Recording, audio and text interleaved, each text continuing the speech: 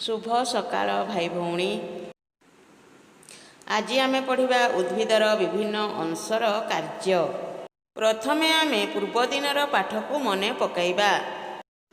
निम्न चित्रगुड़िक देख ओ कौन कुह। मूल बा चेर, कांड,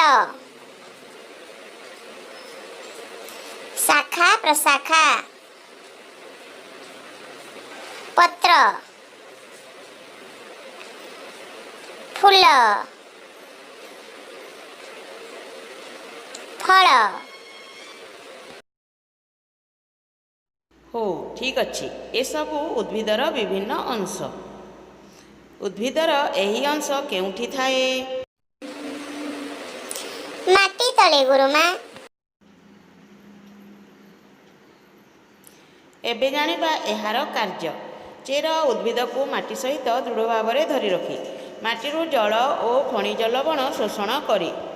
केतेक उद्भिद चेर द्वारा श्वासक्रिया करती। एहार कार्य है उद्भिद को भूमि उपरे सीधा बढ़ाई थाए। उद्भिदर अन्य अंश को धरी थाए। एही कांड माध्यम रे खाद्य उद्भिदर विभिन्न अंश को जाए। एइटा कौन देखुच? पत्र गुरुमा। पत्र द्वारा उद्भिद खाद्य प्रस्तुत करे।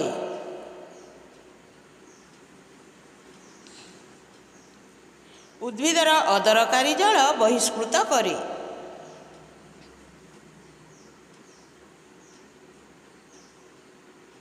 उद्भिद सुंदर दिशे। उद्भिद पत्र द्वारा श्वासक्रिया करे।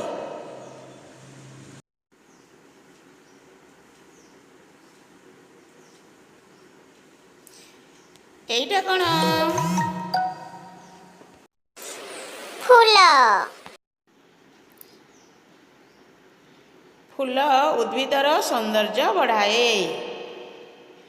फल हेबारे साहाय्य करे। ए सबु कौन? फल। फल भितरे मंजी थाए। उद्भिदर वंशवृद्धि कराई थाए। उद्भिदर विभिन्न अंश गुड़िक पढ़िब और खातारे लिपिबद्ध करिब। आसंता शनिवार दिन तुम पाई काम रहिब। धन्यवाद भाई भौणी। रहुछि एबे।